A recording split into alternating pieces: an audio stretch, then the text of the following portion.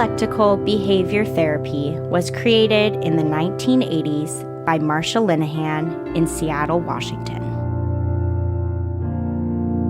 Today, DBT is taught all over the world. We're two therapists who believe everyone can benefit from DBT skills. I'm Kate. I'm Michelle. And this is DBT and Me.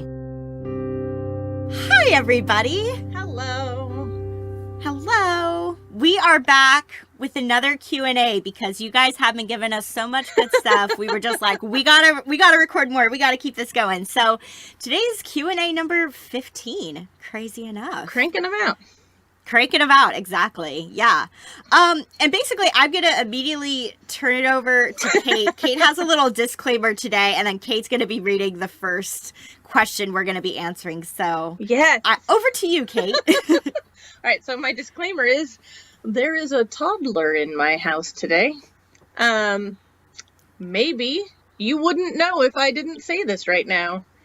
And maybe they come running, streaking, screaming up the stairs at some point. I don't know. The adults that are watching the toddler will do their best to keep her quiet. And also, toddler. So. Yes. Toddler equals unpredictable. I know, she does occasionally just let out a pterodactyl scream with apparently no provocation. So. Just to say, if you hear shrieking children, that is in my house, and I know, and there are adults watching and all as well. Yep. And I apologize. So, yay, working and doing everything else from home. Exactly. Yep. All right. Okay. So first question. Mm-hmm. This one reads, I feel like I'm doing so well working on myself until I get ticked off, start to get angry at something, and all the DBT stuff is like a gaping hole in my brain. I'm literally and consciously searching myself for anything I've learned about how to chill, and I literally cannot remember a thing until I've calmed down later and it's all in there again, right where I left it. Yeah, as soon as I saw this post in the Facebook group, I was like, this is definitely one we have to answer because this is such a common universal struggle. Mm-hmm. Honestly, it's probably a pretty universal struggle with trying to make any kind of change when it comes to our mental health or how we react. But DBT specifically, this is something people say a lot, is that I can't remember the skills when I get too overwhelmed. So, I mean, you talk about this quite a bit, Kate, about just how, you know, from a neuroscience perspective, our prefrontal cortex doesn't work as well when we're overwhelmed. Yep. So, yeah, this is completely normal, listener. You are in good company with this one. With the rest of humanity, really. Yeah, exactly. And so this is a really important area to just be patient with yourself, to be kind to yourself when you forget the DBT skills in that moment when you're stressed and overwhelmed. It doesn't mean that anything is wrong with you.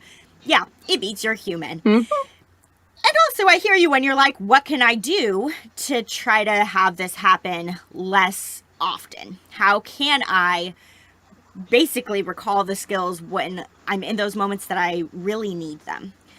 And one thing that I would recommend with that is that the thing about DBT, obviously, Kate and I love DBT or we wouldn't be doing this podcast. And I love that there's such a wide variety of skills.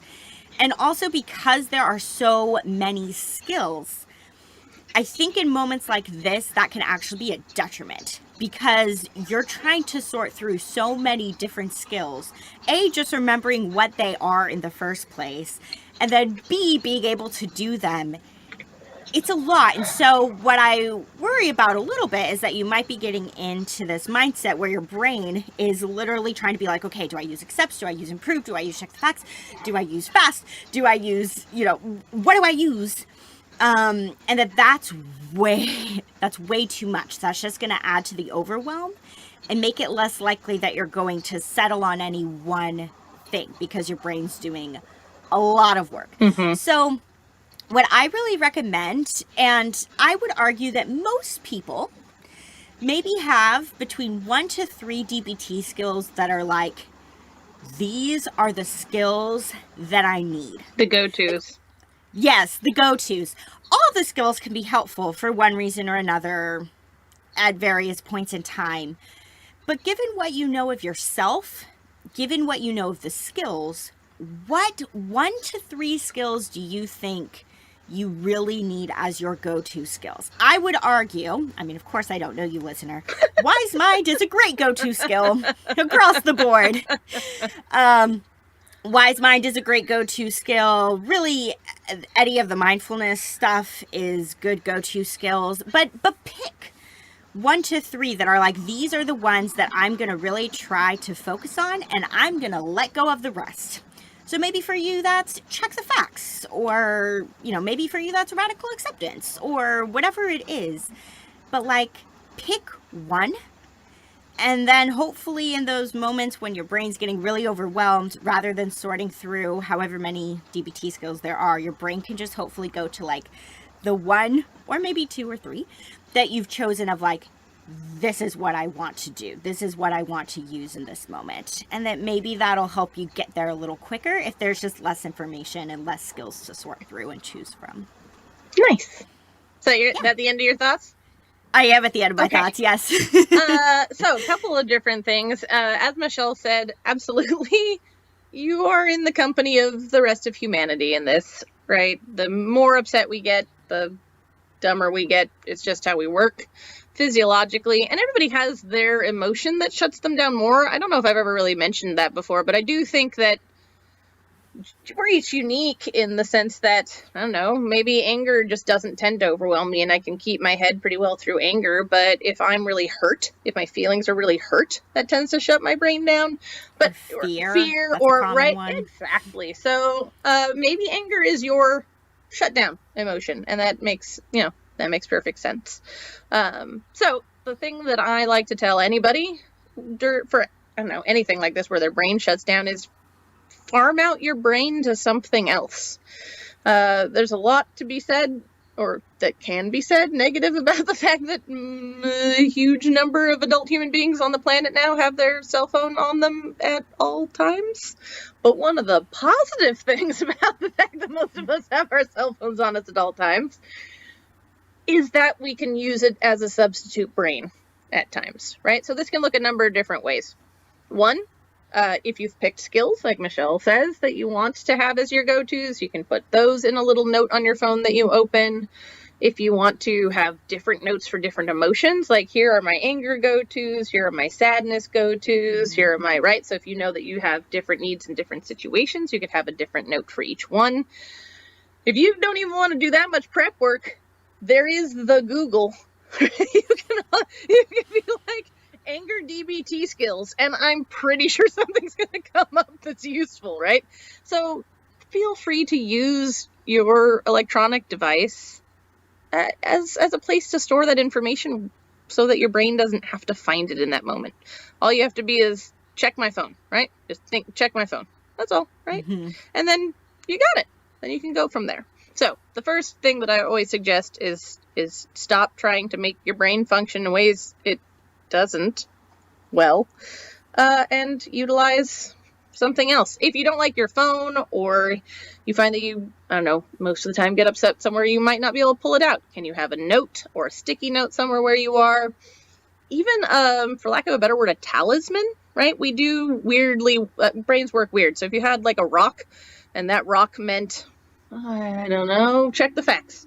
And you just remember that rock means check the facts, and you keep it in your pocket. When you grab that rock, if you've practiced that thought enough times, your brain's going to come up with check the facts because it's tied to that object. And that's another way you can farm out your brain if for some reason pulling out a phone isn't a thing that's accessible for you in that moment.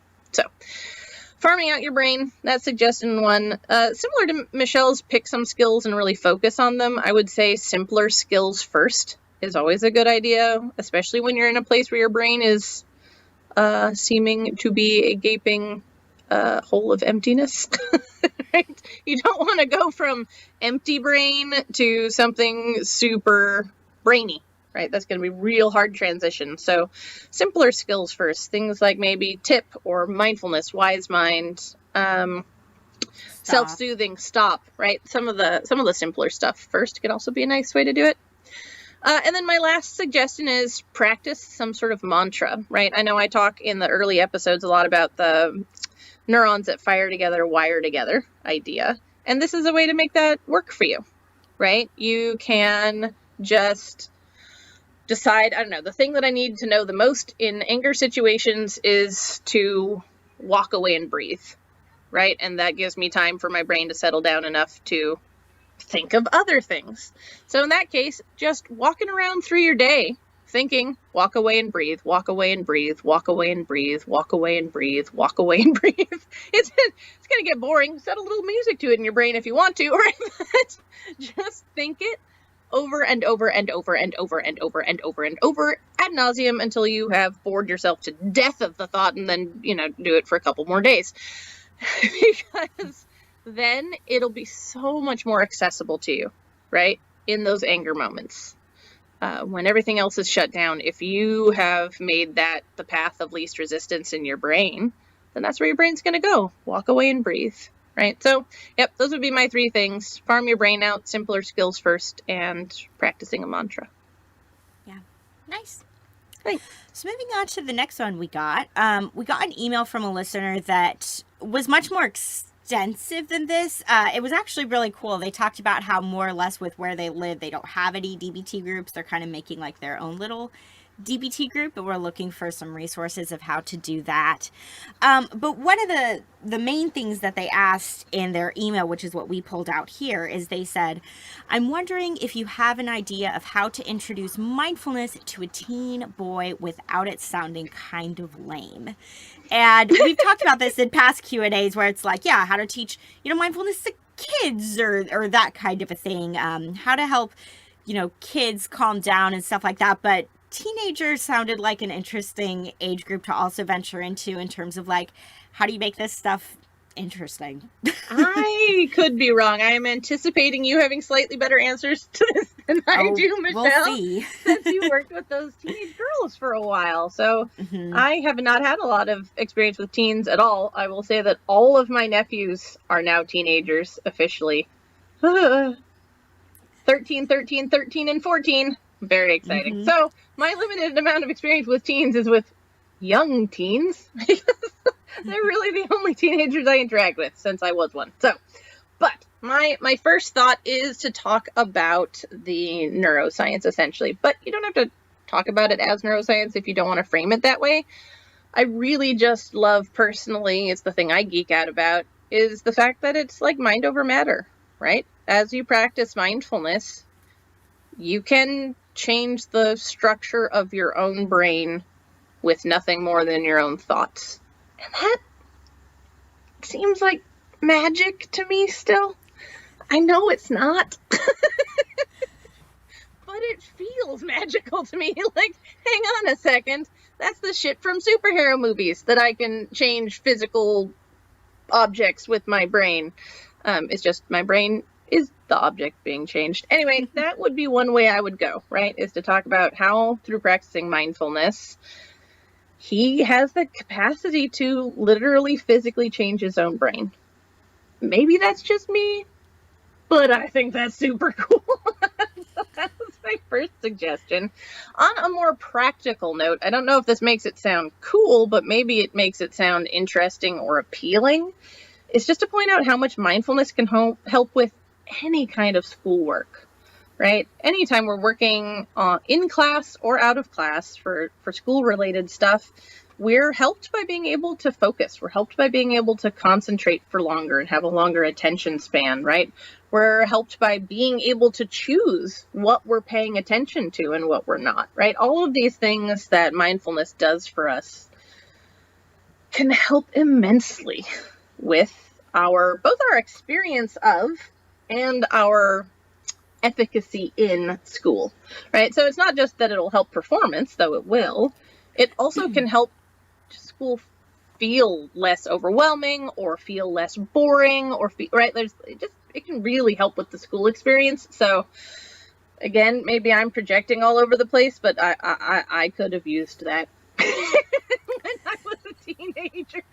Anything that made school both easier and, I know, I'm so sorry, suck less, would have been appreciated when I was a teen. So those were my 2 ideas. Talk about how they can change the physical structure of their own mind and help with schoolwork. What about you, Michelle?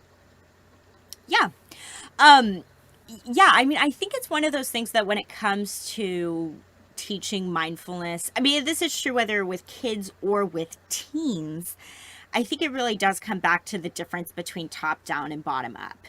So if we think about kind of the typical way that mindfulness looks, which is maybe more a top down approach of like, I'm going to sit with my eyes closed and I'm going to use my brain to either like visualize something or I'm going to use my brain to pay attention to my breath type of a deal. Like arguably when we do closing moments, those are top-down closing moments. They're not bad or wrong in any kind of way to be like, hey, let's start with the brain and then see, how it feels in your body when you're bringing something to mind. That could be very effective. And also with teens, I think taking a different approach can sometimes make mindfulness be more interesting because I think it helps when we can get the body a little more involved and engaged. And we talked about this a lot within our mindfulness episodes about how mindfulness is so much more than just meditation. You can practice mindfulness anywhere with anything. And so I think about some of the things that we've already said on some episodes, like Kate mentioning, like, shower backwards, sort of a deal. Shower in a different order than you normally do. It's little things like that when it's something involving like, oh, I'm going to do something different with my body, that tends to get kids and teens a little more engaged. Like one of the things that we did at the group home when I worked there was that we did a mindfulness activity or exercise every day before dinner. And one of the ones that the girls liked the best was a slow motion race of like, who can finish last? Like you move as slow as you possibly can to wherever we place the finish line, and who can really basically take the longest. Like you have to always be moving, but who can really finish the slowest? And that was their favorite one. I love because that. It's that all so body. fun. Yep. Yeah. So it's a mindfulness activity, but it's not like change this thing with your brain and then that's how mindfulness works. Is that, you have to think about this certain thing or focus on this certain thing mentally. And so that's, I think, part of it is, willing hands and half smile are bottom up processes. So finding things like that where it's like, how can you do something different within your body and then just notice how that feels when you're doing something different with your body. That may be something that maybe teens respond a little better to. I also think it's important as well, like once you've talked about the concept of mindfulness, if he's familiar with it a little bit and that kind of a thing, this is hard because mindfulness can be so internal. Like, for example, if somebody's being mindful of washing the dishes, I don't know, they might in their mind be like, ooh, I'm really noticing the temperature of the water, but we're not going to know as an outside observer that they're thinking about the activity in that mindful sort of way.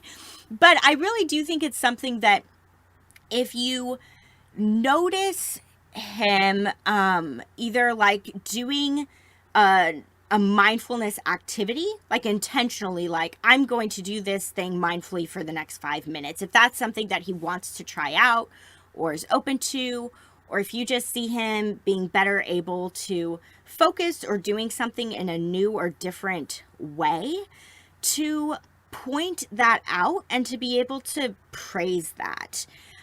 Especially like the non-judgmentalness around how we describe things. If you catch that, like, he's describing things in a non-judgmental way, be like, hey, I see that, or, even calling yourself out when it's like, ooh, okay, I'm working on my mindfulness, but like, yep, I just did that, and do it in a way that feels comfortable for you.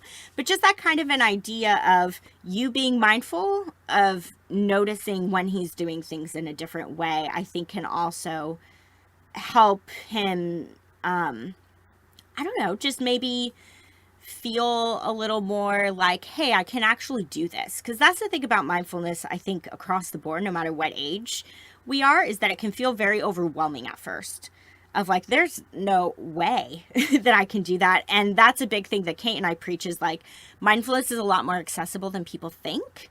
So give some praise and some positive affirmation when you really see him using it, especially if you think that's something that he'll respond well to. You know him better than us, of course. So know your audience, but that can be something too. Just kind of like, hey, I really see you using that. Like, you're doing a great job.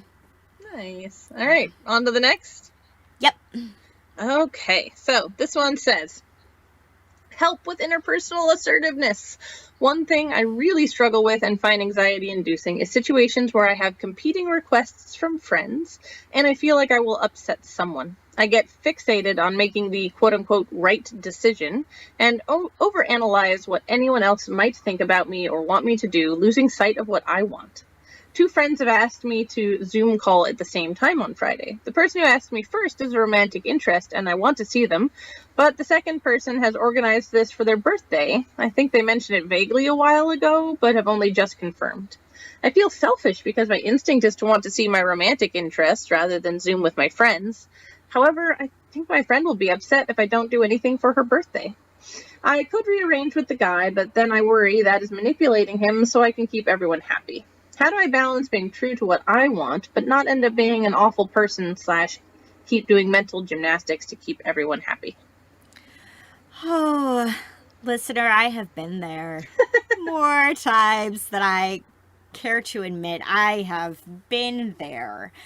I definitely have a strong people-pleasing streak that runs through me, aka we could call this being codependent.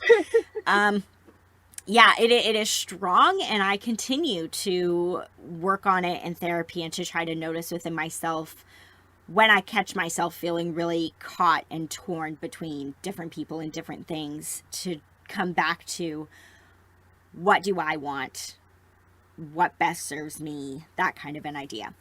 Because I think part of this too that I've had to learn in my own therapy over time is, and this sounds really silly, but it honestly was a hard thing for me to truly take in, is that I'm not an awful person for doing what I want.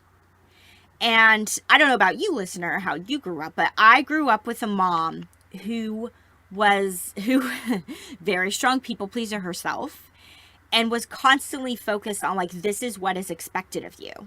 So even if you only want your gathering that you're having at your house to be 10 people, if you know that there are 3 people that are going to feel left out if you don't invite them, you better invite them. And you have to make sure that everyone is happy at all times to the best of your ability.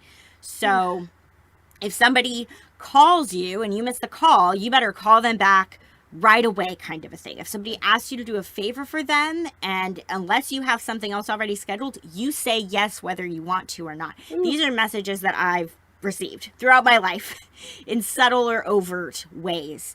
So it's really strong within me, and it could be for you that maybe as you were growing up, you also got some messages like this of just seeing the people around you never really maybe seem to pause to ask what they want. Or if there were times in your life where you did do what you wanted, and if you were told by a parent or someone else that that was the quote unquote wrong decision to make, that you were going to hurt other people's feelings by doing what you wanted or whatever it was, those kinds of things could really stick with you. So again, it sounds really obvious, but I want to reiterate it of like, you are not an awful person for doing what you want. I still need to tell myself that on a pretty regular basis. And so I want to remind you of that, is essentially what I'm saying. Because the reality is that we will drive ourselves nuts if we are trying to keep everyone happy all the time. And I see in Kate's notes, she's going to talk about this a little bit. So I'm not going to say much more than that. But it's just not possible. You know, you describe a pretty specific situation here. But that type of situation will repeat itself in some form or another throughout your life, where it's like, hey, I have 2 people who want things from me at the same time. What do? I have these competing engagements or these competing priorities. What do I do? And truly the only answer is to look within yourself and to see what feels best to you. That's the only way. Otherwise you're going to drive yourself nuts. So a strategy that has helped me a little bit when I am in a dilemma similar to yours, where it's like, ooh, both people are wanting things from me, and what do I do? Is to basically, if I am turning someone down and telling someone no, I basically try to really take this approach of, I can't this time, but I can next time, kind of an idea. So this takes, I think, a little bit of finessing to like figure out what feels comfortable for you in terms of how to say this, but that if you have already made plans with someone and then some other plans arise and you're like, I'd way rather do those second plans than those first plans, is to essentially tell the other person, I'm not going to be able to do what we had talked about doing. However, I am free next weekend. I'd love to reschedule with you. And I get that there are things like in this situation, you're like, oh my God, it's my friend's birthday. And also, I don't know, I'm of the belief that yes, our birthdays are one day a year, and yet it's okay to celebrate before or after the fact, as long as the intention and the thoughtfulness is there. Of like, hey, I do really want to be able to be involved with this. This is how I can do that. Let's figure out another time. And to show that person that it's not that you don't care about them or the plans that the two of you had made, just that you're trying to essentially find balance in your life. And most of the time, most people will be accommodating, even if they are a little upset or disappointed that the initial plans aren't working out how the two of you had first talked about. Most people will be like, yeah, let's try to do that again next weekend, or that kind of a thing. So it's not that you're completely shutting things down, is sometimes what I try to remind myself. I'm just saying, not this time, but this other time would work better for me. And most of the time people can still tell that the thoughtfulness and the intention is there to spend time with them and that kind of a thing. So, but yeah, I have a lot of empathy for you on this one, because I find myself getting hung up in dilemmas like that quite a bit. Less so now, but still, it comes up. It's not easy. Mm-mm. Yeah. What about you, Kate? All right, yes. Let's see. Well, first of all, it did occur to me that, I guess not all of them, but we don't have any DBT skills listed as responses for this one at all. I'm just going to sort of haphazardly throw out, I was going to say, like, you could use a little check the facts for, like, how upset one person could be or another, or what the worst case scenario is of if you reschedule one person or another. Anyway, there you go. There's a skill. And I guess I was kind of actually alluding to fast a little bit with, like, I can't this time, but I can this time. No you don't need to apologize when you do that. It's still being fair. You can be truthful with what's going on. And yeah, so that's probably it a little bit. But yes, good point. All right, let's see. So what else do I have? I have a few different ideas. So one is, as Michelle mentioned, we can't keep everyone around us happy. We can't. It's impossible. Disappointing, hurting, upsetting other human beings is an inevitable part of interpersonal interaction. Maybe sooner, maybe later, maybe a big disappointment, maybe a small one, but it happens when human lives rub up against each other. There will be friction on occasion of some form or another. So I know that when I say things like this to my clients, what I'm hoping they'll get out of it is a release, a relaxation. Like, once you realize that the thing you're trying to do is impossible, that it's like one of the best kinds of giving up. Yeah. Right? Like, just, okay. All right, I can't have that as a standard. It's a literal impossibility. So what's next, right? Like, if I let go of that, what it's can I some radical hold on acceptance a little bit. Yes. See, look at you finding those skills. There's your superpower. I do my best. I also was thinking, and I don't know if this, I don't know why, maybe I'm projecting now. I don't remember if this person who wrote this is a guy or a gal. I realized I was thinking it I was. believe a gal. I think so. A It was gal posted a identified while type ago, of but I human. believe it was. So when I realized a lot of women that I know have actually had like whole years, or at least just periods of time, where their intention was to disappoint more people. Like that was their active goal, because similar to, I think, you, listener, and also sort of what you were talking about, Michelle, right? They find themselves naturally inclined to be people pleasers, right? Naturally inclined to do those mental gymnastics that the listener mentioned. I know, right? that's such a great term. Right?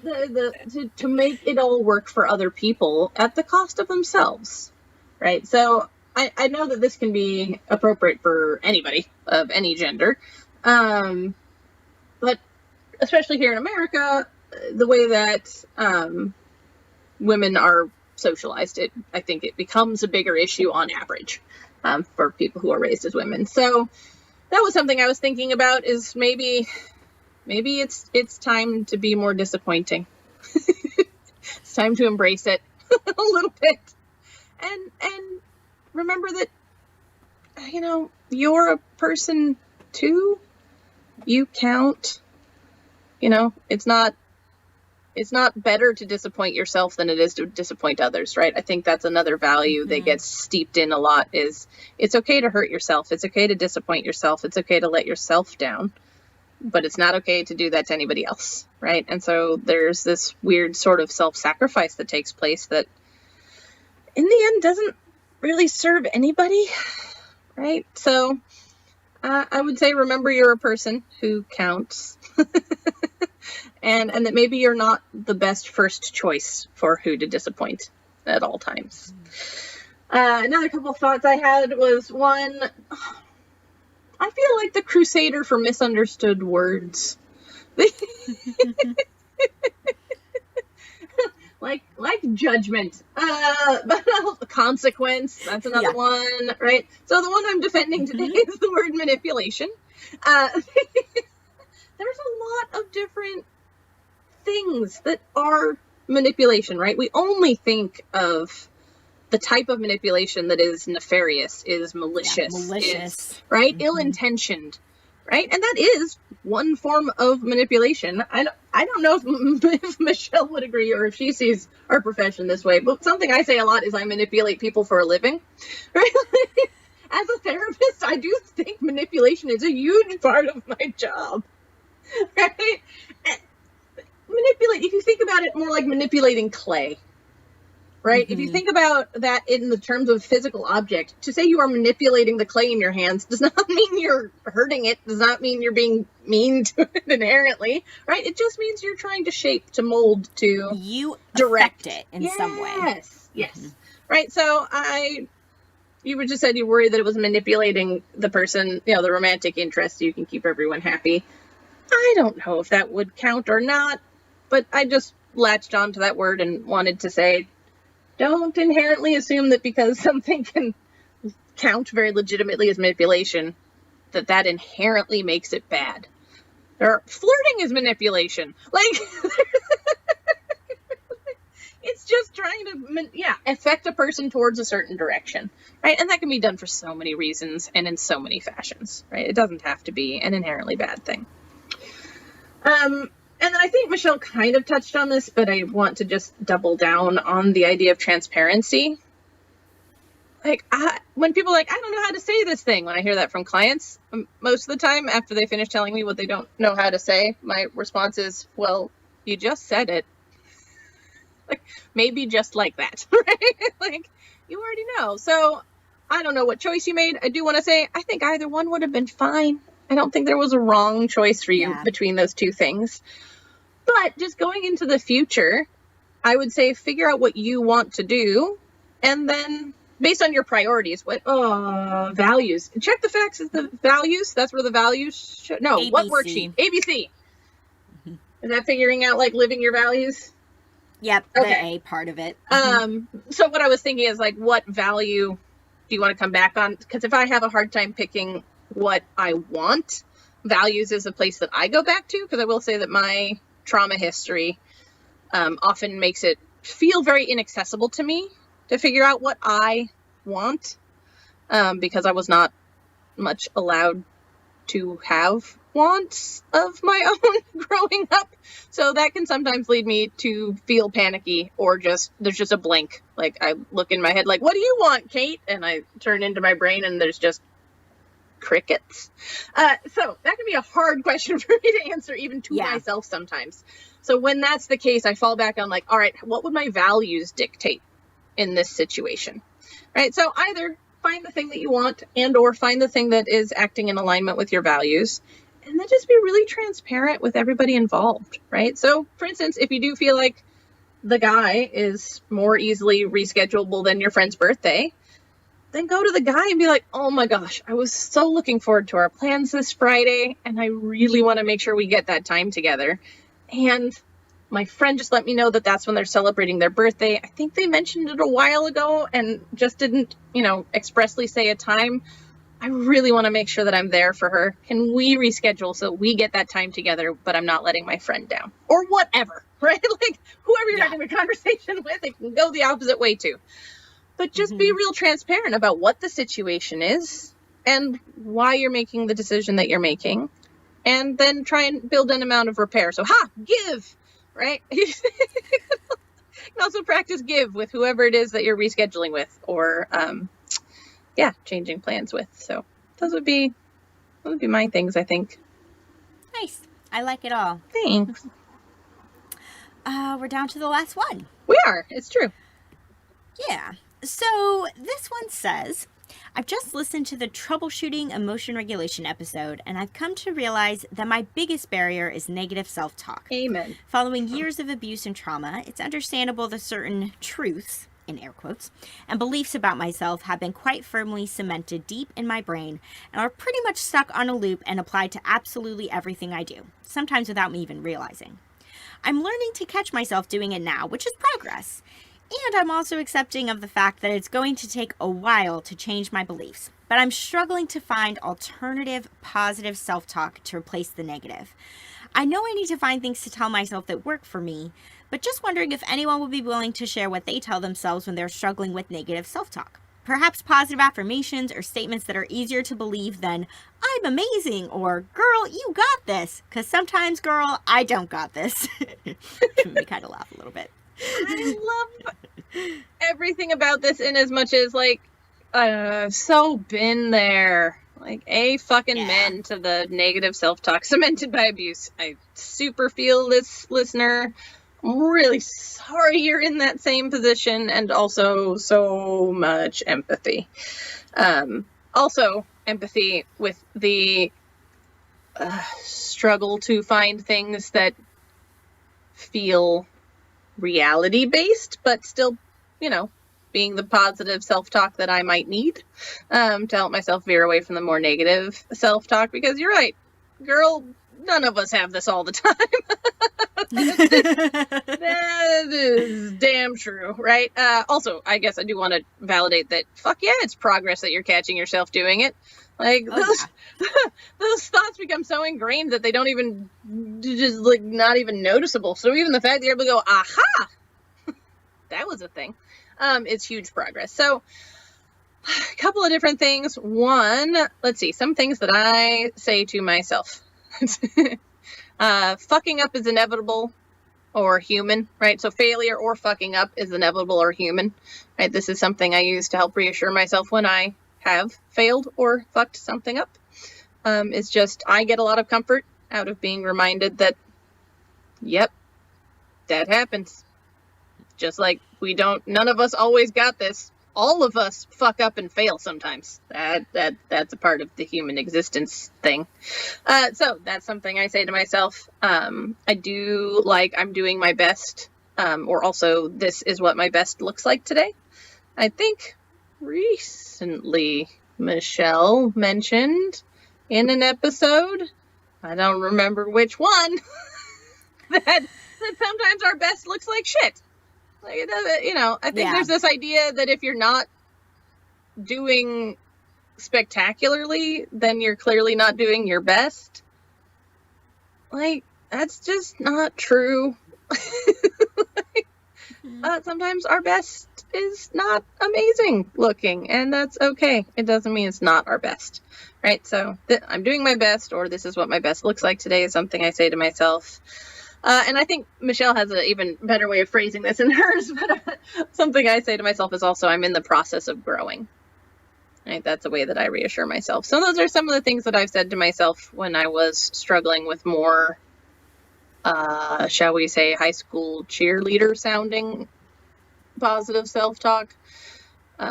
Those are some things I say to myself. And then, this is not a thing to say to yourself, but possibly a thing that might help you get even one step more past the just catching yourself doing it.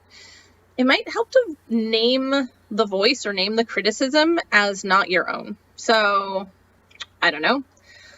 Something my mom used to say to me is that I was just too much for anybody to handle. Like, I was so emotional, I was just too much of a burden, I was too much, right? So, being too much, that was a message that I got a lot growing up.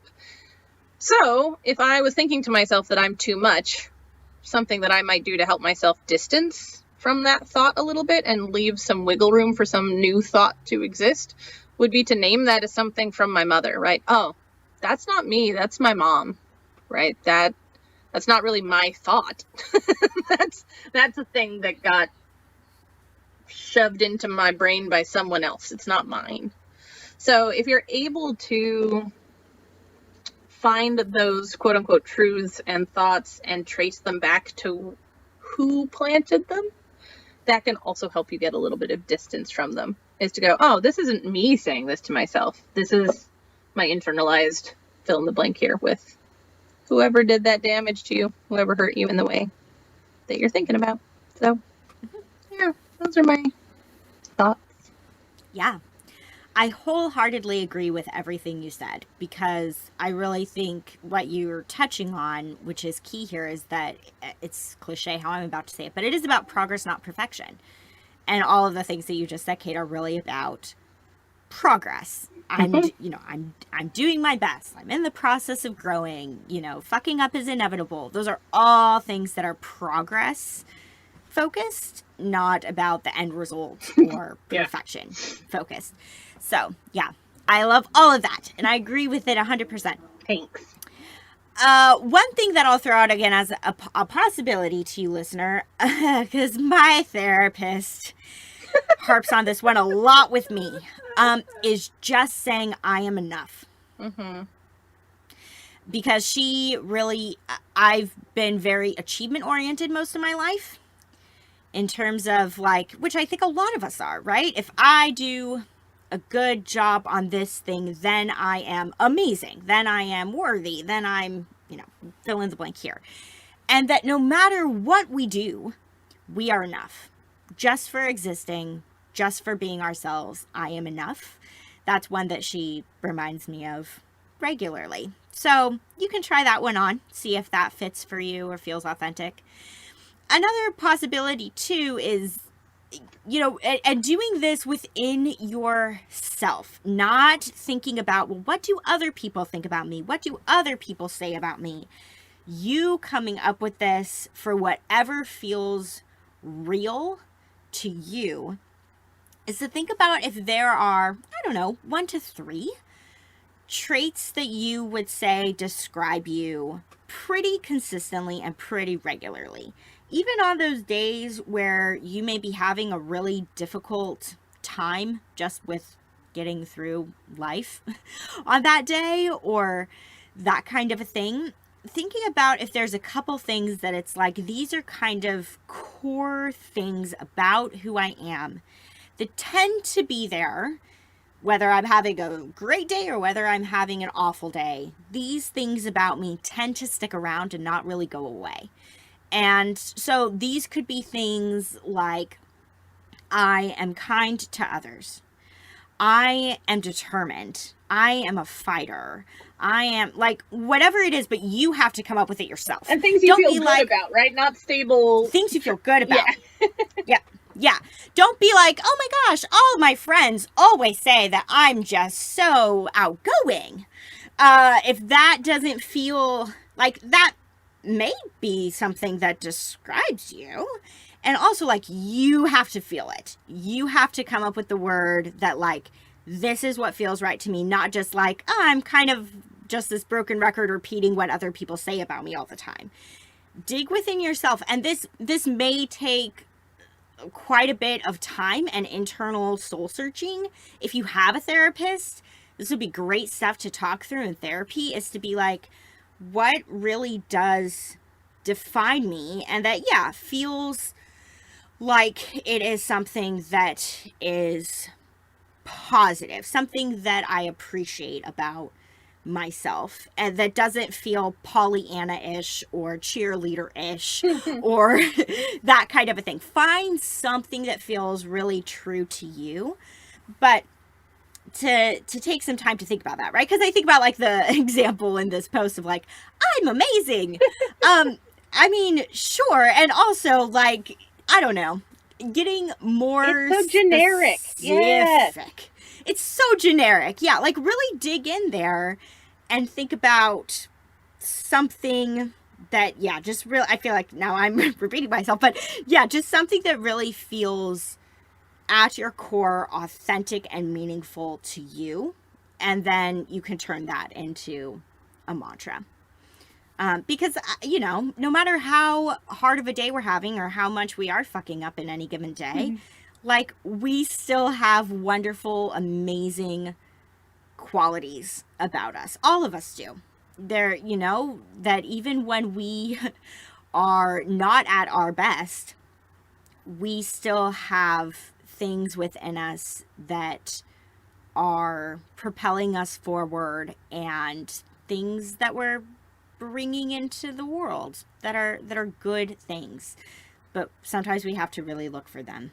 So spend some time looking for those, so that on those really hard days, or on those days where, I don't know, again, just like the trauma and abuse stuff that you mentioned is really coming back to haunt you, have it there all ready to go.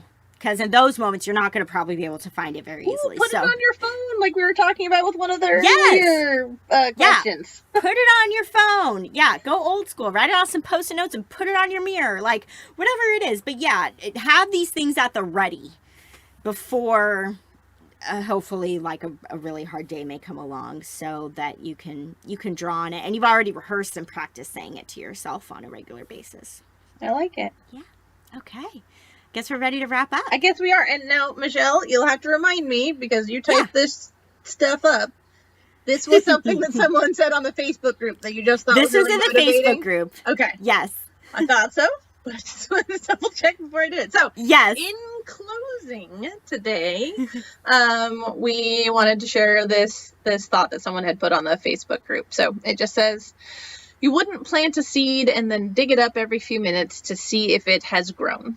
So, why do you keep questioning yourself, your hard work, and your decisions? Have patience, stop overthinking, and keep watering your seeds.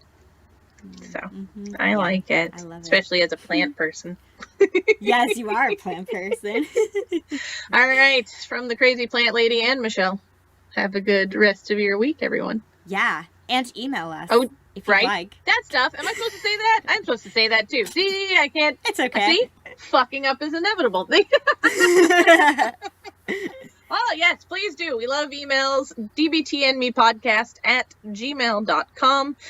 Yeah, we keep the Q&As coming, and we'll keep pumping them out as fast as we can. Exactly. Yes, we will. All right, I think that's Thanks, everybody. the wrap. Yes, that is all the things now, I believe. All right, thank you, everybody. Have a great day. So, yep. Thanks, everyone. Bye. Bye. To learn more about us and the DBT skills we're teaching each week, join our Facebook group. Simply log in